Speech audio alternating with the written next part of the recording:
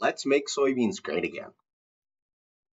That's the message, the conversation that was taking place right around June 15th, June 20th this year with our farm, and as well as a lot of our customers' farms as well.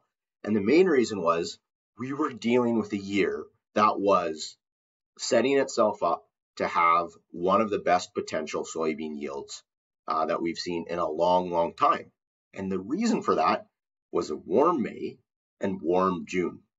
There was huge potential in soybeans this year. And in some areas of Manitoba, it was realized. And in others, as what I might share with you from our farm, not quite the case. However, we still learned some valuable lessons. So let's dig into it with how the soybean crop did on our farm in the crop year of 2023, lessons we learned, and how we're moving forward with soybeans on our farm. So this is how we managed our soybeans on our farm. Here's a look at them with how they looked about June 25th, give or take. We are starting to see flowers by June 25th this year. Very few years do we see flowers by June 25th. And why was that? Maybe in the previous video, the water and weather video, we were 3 degrees warmer than our average temperature in June compared to our 30-year average. And we all know soybeans love heat. So spring, depending on the area of Manitoba, one of the biggest challenges was emergence. Due to a lack of rainfall in May, there was some very uneven emergence. The one thing I will say is all soybean growers, no matter if you're in a rain adverse area or did get that rain that fixed a lot of your mistakes, we were very fortunate to have some very good soybean seed quality going into the year. And because of that, it allowed things to get off to as good a start as possible. I'll share with you, we still did have some high mortality rates. Right there in the slide, we had high mortality rates because depending on our seed quality, germ, moisture, and the depth that we had to plant, we planted a lot of our soybeans at 2.5 inches just to reach moisture. And by no means am I making that recommendation to plant soybeans that deep, but you got to do what you got to do. And that's what we did. We put down some phosphate in the fall time, banded it in on 10-inch rows as well as some elemental sulfur. We did, for the most part, only one pass of glyphosate in crop with Viper, and that was because we had some excellent results with our Extend pre-emergent heavy rate application, making sure that there was no residual broadleaf weeds that came well into June. And a large part of that was we didn't have a rainfall after we applied the Extend. And because of that, that chemistry sat there until it got rain and started breaking down, and then provided some additional weed control well after we applied it. Everything else was standard treatment for our soybean crop this year. The one thing I'll say is early season weed control we've known is crucial in soybean crops. And in the areas that did not see rainfall, our weeds did not germinate. And when our weeds don't germinate, then our weeds bank decides to germinate end of June and into July and into that flowering period.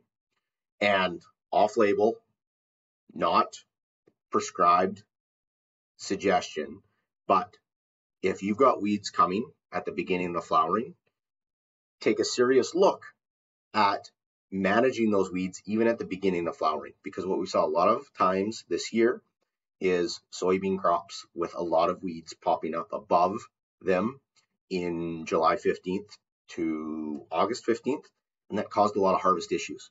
And so we saw more yield loss due to weed control issues and harvesting issues than you might have suffered by spraying your crop with glyphosate at that beginning of flowering time period. So if you get in that situation, phone a friend, give your Patura Seeds rep a call, and we'll walk the field and evaluate what the best decision is based on that field. But we know weed control is essential.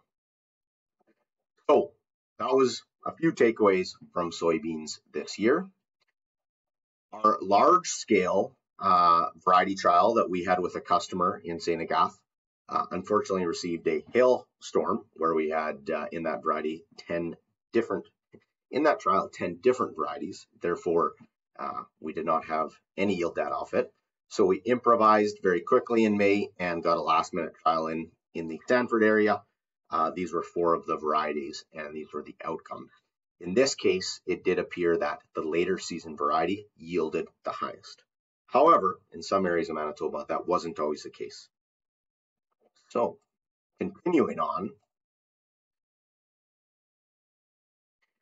these were there's no good spot to put my bubble head. These were the 6 varieties we grew on our farm from 2 different companies. 3 of them from North Star Genetics, 3 of them from Syngenta. First, starting with the North Star Genetics, you can see that Winkler, being the one that's commercialized and what we'll compare everything to, it did not grow extremely bushy like it typically does.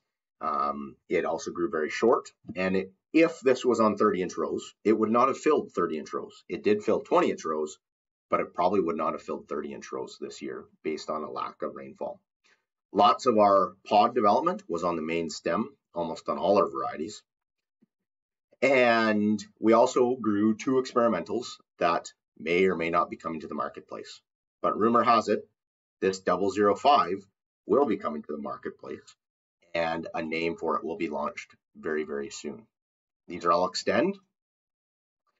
Then we also grew 4 Syngenta varieties on our farm, 3 experimentals, or what Syngenta calls stage 6 evaluations. So some of these may come to the market and some might not, but that's what we do. We take one for the team, even though if they're not coming to the marketplace. We did learn with some of these experimentals this year, some poor Phytophthora root rot tolerances. And so because of what we learned, those won't be coming out in the future. But we also grew Syngenta's most popular variety for seed production, 007 A2XS. Again, as you can see, for these varieties, Winklers and A2XS, which are aggressive growing, they did not look aggressive growing on our farm this year. So that's what we grew.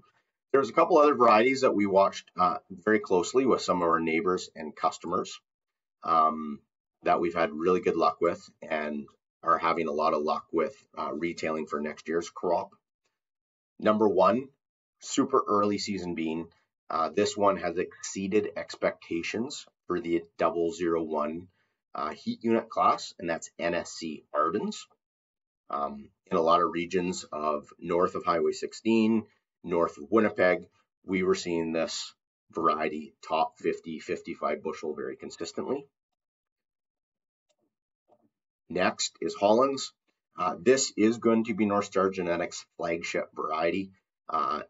It will be sold out very soon. And that's not a sales tactic, that's the truth. It is a very diverse variety. It can grow in high heat unit areas, in dry conditions, in wet conditions.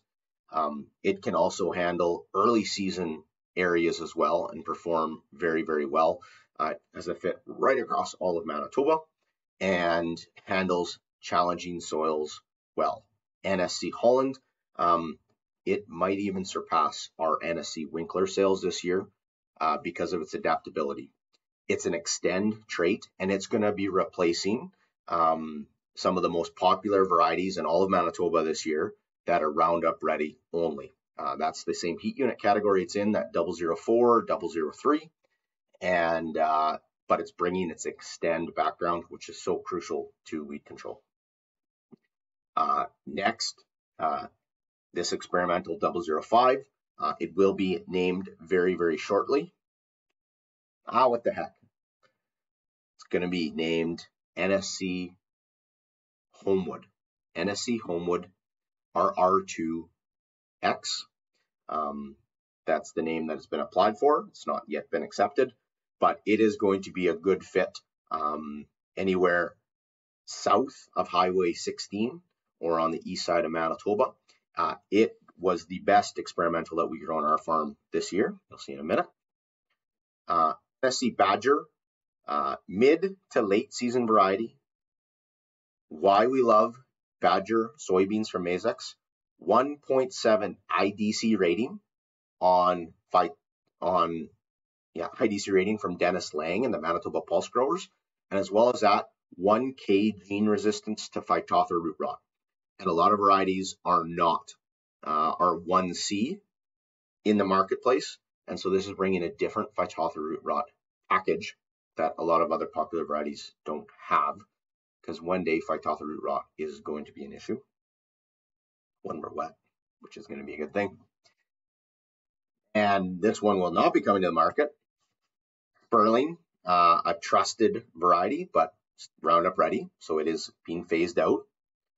And finally, Tennessee Winkler, one of our most popular selling variety, 3 years in a row, late season, 10-inch spacing to 30-inch spacing, high yield potential because of that late season characteristics. So now you're asking, how did the soybeans yield on the Futura Seed farm? And there you have it, anywhere from 28 to 35 bushel an acre. Without digging too much into how each variety performed based on the genetic differences, these were all seeded within 2 miles. And on the north side of that 2 miles, received anywhere from, we're guessing here, a ½ inch to an inch more moisture as on the north side. And the yields seem to be very representative of the further south in that 2 mile stretch, the worse off, the further north, the better. And so that's what we saw with those yields ranging from 28 to 35. A lot of it came down to those June thunderstorm lottery events. I do want to touch on, and I mentioned at the beginning, seed quality. A2XS and Winkler soybeans are varieties that we produced on our farm last year for the seed production this year. And we seeded those at 170,000 seeds an acre. So we forfeited approximately 25 to 30,000 seeds per acre in terms of that's our mortality. And again, that's because we seeded deep. I mentioned that. We seeded the other experimentals that are not commercialized at the same depth. However, we did not produce them here in Manitoba. They were produced in other parts of the world. They were drier, had more challenging germ issues, and we saw it in the emergence at a much higher rate of mortality. So definitely something to think about if you're seeding in adverse conditions. What is your seed quality? It clearly makes a difference. Produced in Manitoba, not produced in Manitoba. If you're wondering why the yield prediction wasn't close, it's because we're still learning how to anticipate and predict the yield of soybeans. This was a summer student project, 3rd year in a row we're doing this. And next year, we'll work on getting it more accurate and better next year. So thank you for tuning in to 13 minutes of our soybean results on our farm. We're excited for next year because field conditions are in a very good spot for next year. And we look forward to walking your soybean fields next year. If you have any questions or comments, please reach out to any of the sales reps at Futura Seeds. Be happy to help and learn what your soybean challenges are. And on top of that, don't forget to give a little thumbs up and a subscribe for more of the Agronomy Grower Meeting information from the crop year of 2023. Cheers.